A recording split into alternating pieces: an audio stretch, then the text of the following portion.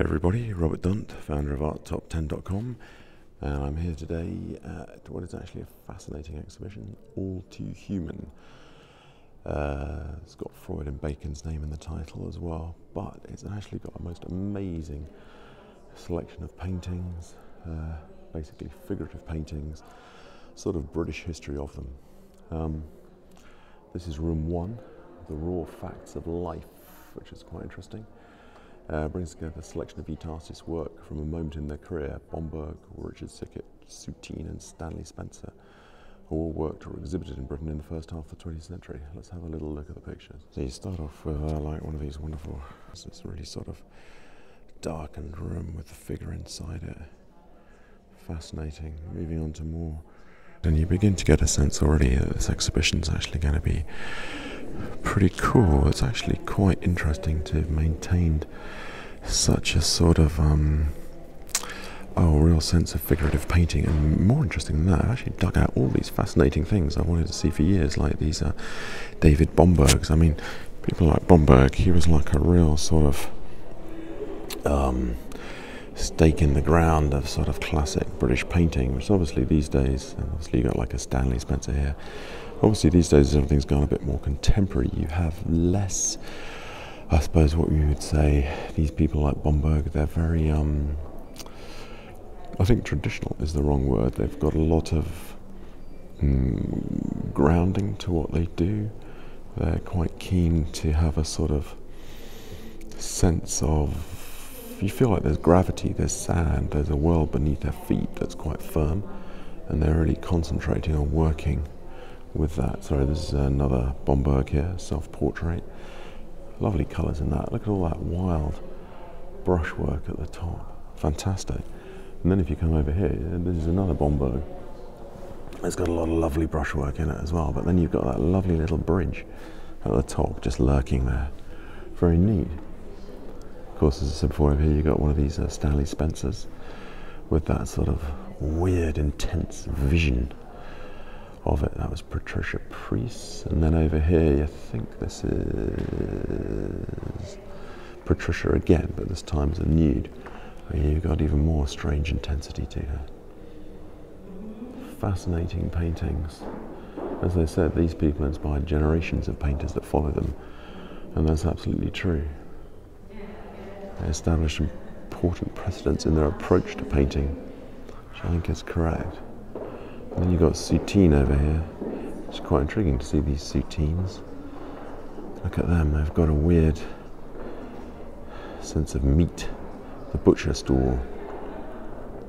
And they've got a weird, strange sense to them, all of these. Look at that, with a sort of flaming red chair in the background. Wonderful stuff. We move into the second room, Francis Bacon and Alberto Giacometti, figures in isolation. Quite an intriguing match-up here in this room with both Francis Bacon and Giacometti. Quite a strange combo, but actually exceptionally effective.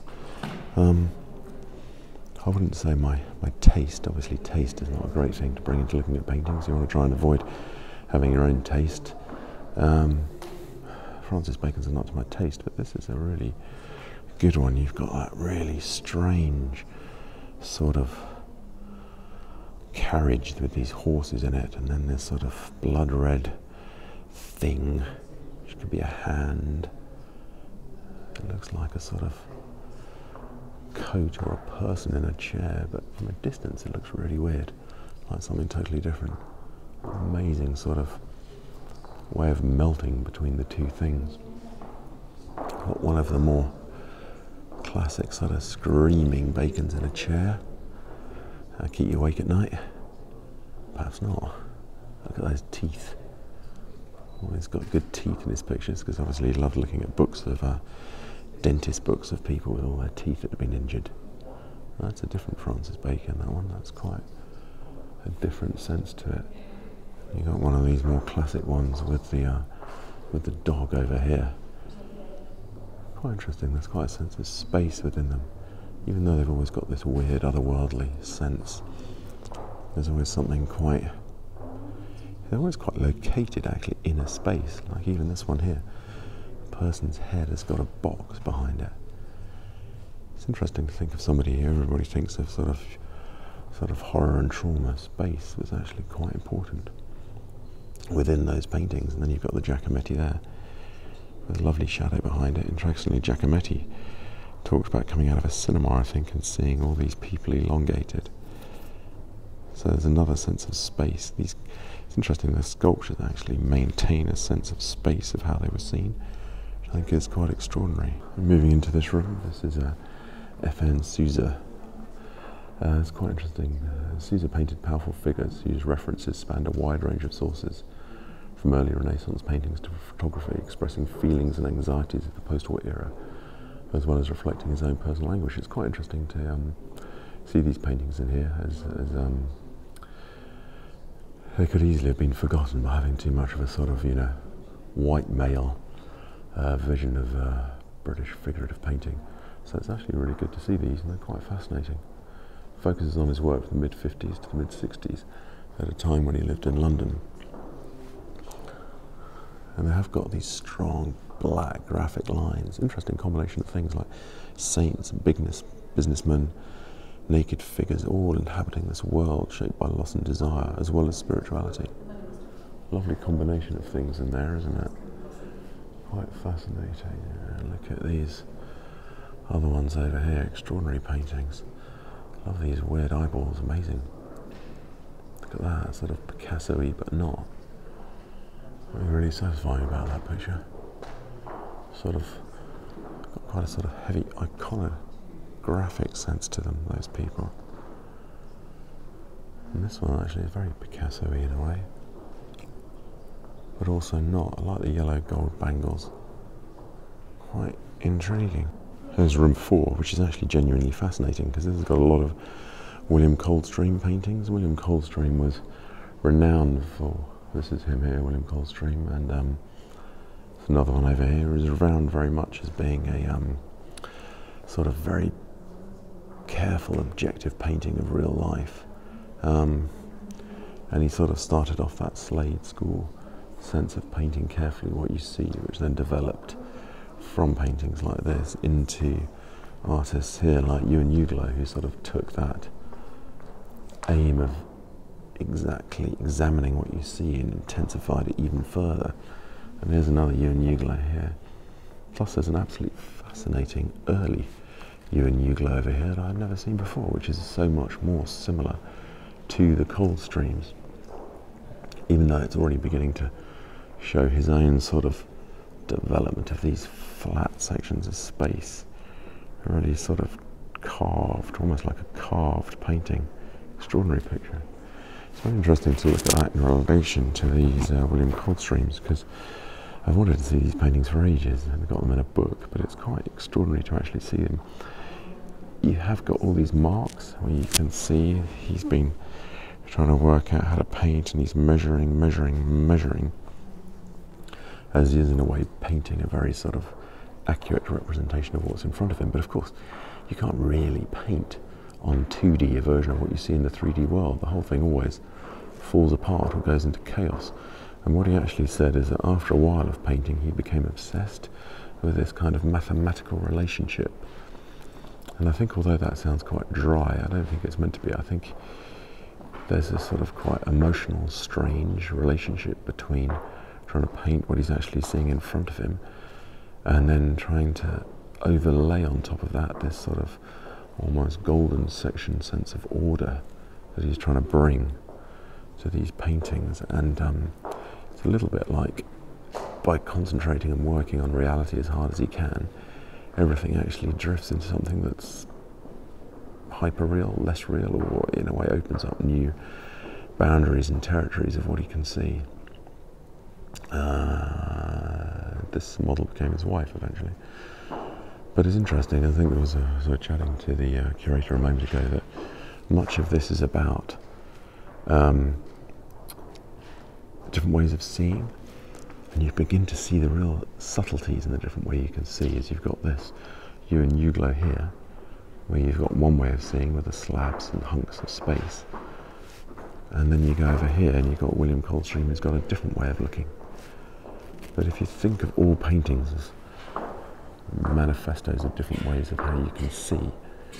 It's quite interesting because in here you can really get a sense of different ways of seeing. There we go, the you and you glow again. Look at that, I love the vase, it's brilliant. Brilliant painting of the vase and the piece of bread. And then over here, of course, you've got Lucian Freud, which is yet again a different way of seeing. And over here, let's better worry about this cat. Let's hope it's all right. Let's hope the cat was okay. Moving on into room 5, which is David Bomberg and the Borough Polytechnic Structure and Mass. David Bomberg was a hardcore teacher, but I mean, he really kind of led on to Auerbach and Kossoff, like this Auerbach one here. But it's interesting what it's nice to see the Bomberg paintings, basically. You don't often get to see them, and they are quite key in how you led on to Auerbach and everybody else. They're fascinating paintings. This is by somebody else I don't actually know, Dennis Crefeld. Another fascinating painting, look at that. It looks abstract, but it's actually a landscape. It's lovely. This is another fascinating painting in that David Bomberg sort of teaching room.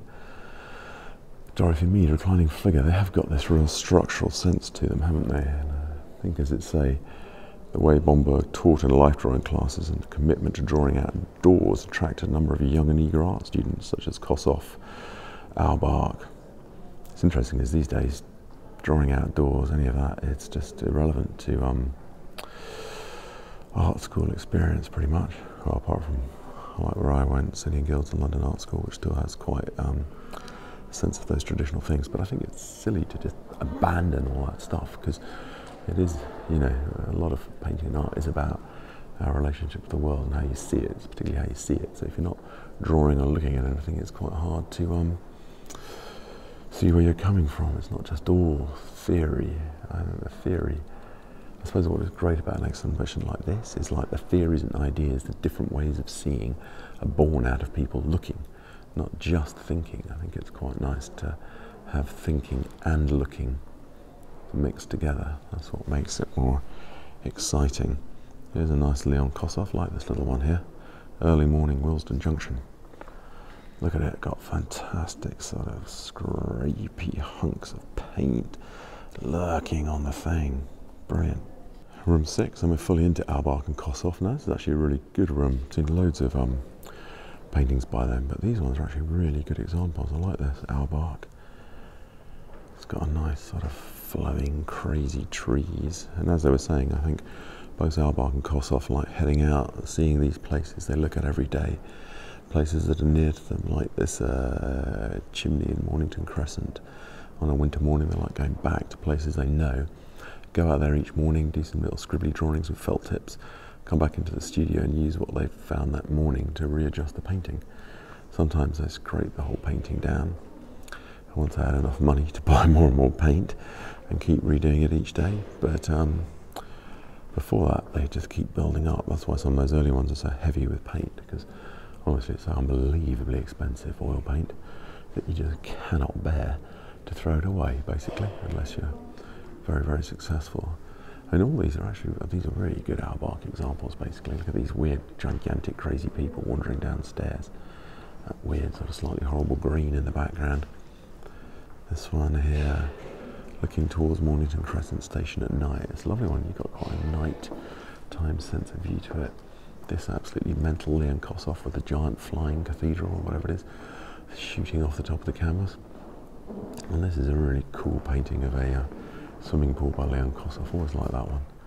It's a really nice painting. Did all the sketches, it said, while he was taking his son to swimming lessons, but it's a lovely painting, really cool. It's got a sense of noise and sound of people swimming.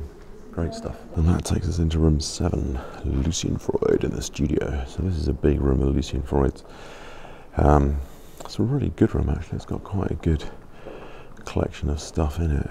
And whether or not you like Lucian Freud, you've got to admit, every time you come into a room of his paintings, there is an incredible atmosphere. Like you can sense his personality. It's so strong. It really comes across, and I guess these paintings are, frankly, extraordinary, aren't they? They're just sort of weirdly disturbing and fascinating at the same time. Quite extraordinary. Look at that, a nice tapestry in the background as well. But it really comes across at you, doesn't it? Nice to see. It's nice to see some painter actually does little pictures as well as big ones. And that was Frank Auerbach he was painting. And I think it's quite interesting. What I noticed particularly today looking at them is there's quite a lot of strange things. I think this is his daughter, Bella Freud. Quite a lot of strange things. Look at that. Absolutely gigantic feet and tiny hands and a tiny head. Actually reminds me of a Cézanne I saw just the other week that had the same bizarre sense of size to it. And look, you've got these, they're weird pictures, always just these like people lying in a blank room on a bed. Fascinating. And things like this I like on the right hand side, that pole just appearing out of nowhere, really weird. Juts straight onto that window pane, but adds a weird sense of space with the rest of the floor rushing away to the left. There's more peculiarity in these paintings than I thought. Actually, the more you look at them, once again, it's a different way of seeing, and once again, it's a bit like that Coldstream thing. Even though there's a they're sort of purporting to paint reality, reality becomes stranger and stranger as they start painting it. Look at that weird hand. Looks like a really weird thing stuck on the side of his head. But I think that is one of the interesting things about people who work at painting reality. They actually find more extraordinary things by doing that than just by making stuff up. It's interesting though, the question is, where's the imagination within these things? Are they just reality? But I mean, there's an imagination in the way, I suppose. Each bit of it, the choices of the things that are in the picture, the way the people have been put together, the choice of the model, the way the floors are painted in that extreme craziness. It's almost like the work on it has brought the imagination out. Here we are into Francis Bacon and John Deacon. These few photographs are the only part of the exhibition that's not pure painting, which is quite fascinating. It's focused on Bacon and Deacon's mutual interest in portraiture. Really harks back to how Francis Bacon used photographic sources. Quite fascinating, these Bacons, aren't they? Honestly, they're not kind of quite my taste, but they are fascinating paintings. Now, this one here with this really weird head. Somebody was talking about the curator, and it looks a bit like a bird. It's got weird teeth around the side, it's got thick paint on it, and yet bizarrely enough it all kind of holds itself together still. It is a really weird picture, frankly. And you got this triptych that's also quite strange. I think some of these relate to his lover who died, possibly killed himself, I'm not sure, I can't remember, the night before he had a massive famous show opening in Paris. You got these really weird things like these spines in the back of them. I think like I said before, I'm still quite interested, but even though you've always got these weird sensations, there's also quite a definite space these pictures are being placed in. Like even on this seaside, there's quite a sort of definite area they're in. And then you've got this one with the darkness around it, where they're just sort of appearing out of this dark background. And it's quite interesting to see how these things come together. You got these interesting photos over here actually, which are quite curious. That's Lucian Freud there in the centre grabbing his head. But I don't know who this one is actually, but it's a fascinating photo with that sort of weird double effect. Interesting here, room 9. It's actually quite a big show, this one. Michael Andrews and Nabi Kitaj. I always said that Kitaj's wife died because he had such horrific attacks on him by critics on one of his painting exhibitions. I think he's quite a fascinating painter, sort of very good friend of David Hockney when he was alive. Like you got these weird pictures with him in it and all these strange goings on in these streets.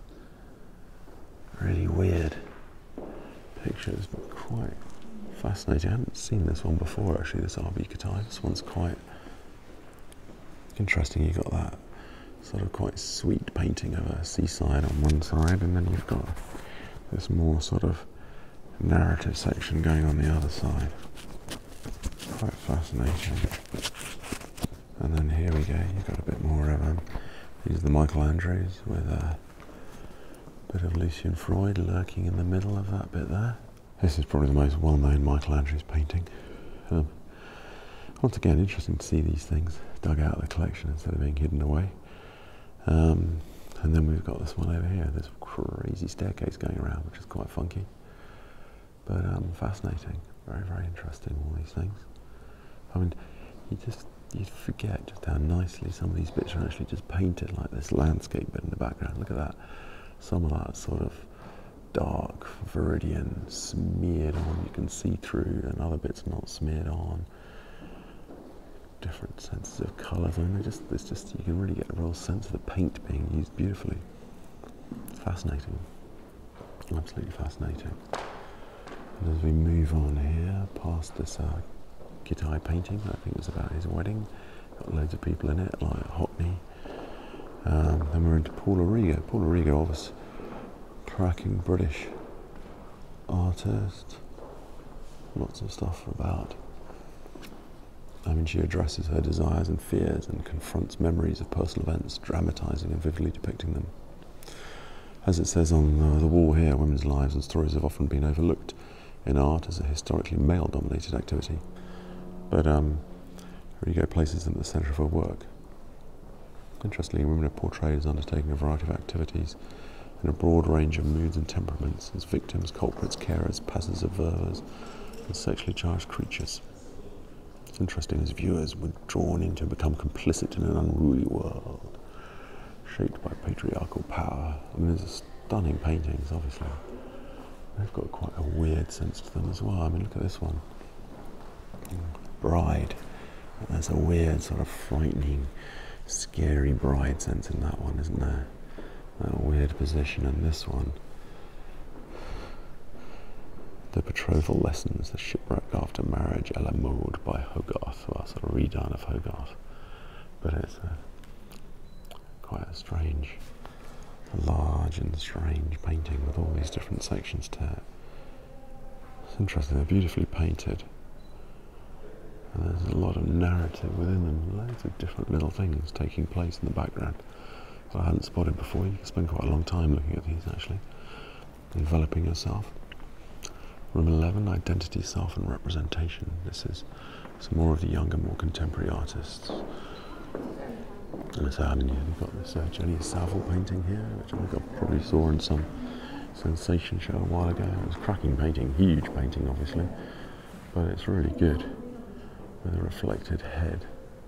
It's quite old actually, close up it just looks kind of, you've got massive brush strokes, all nicely painted and put on.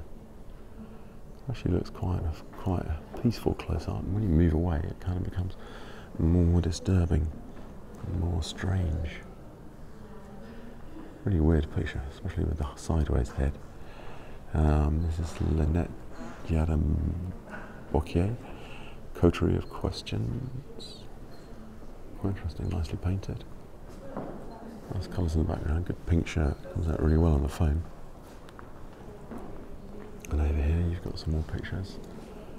You've got Cecily Brown and a few other artists just shifting this exhibition along more into contemporary sense of the world. So here's a Cecily Brown one.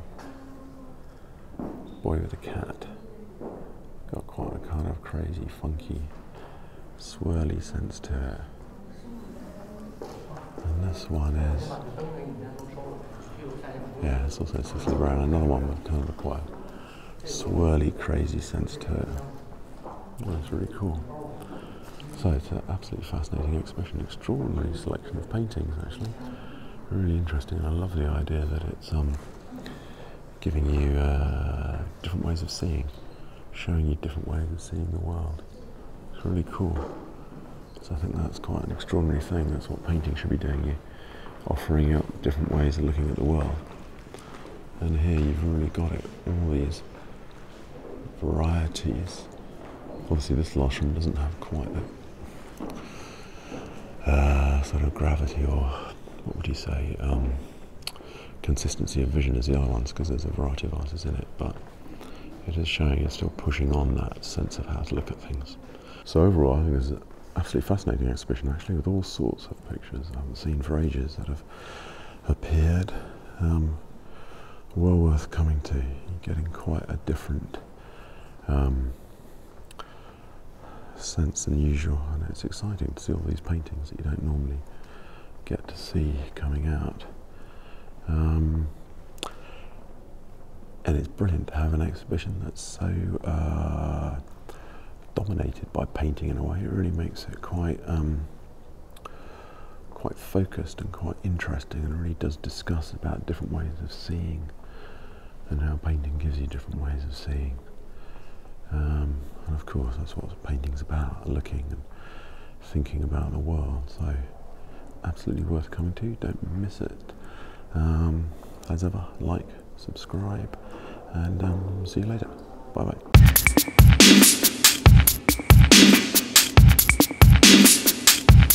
Bombo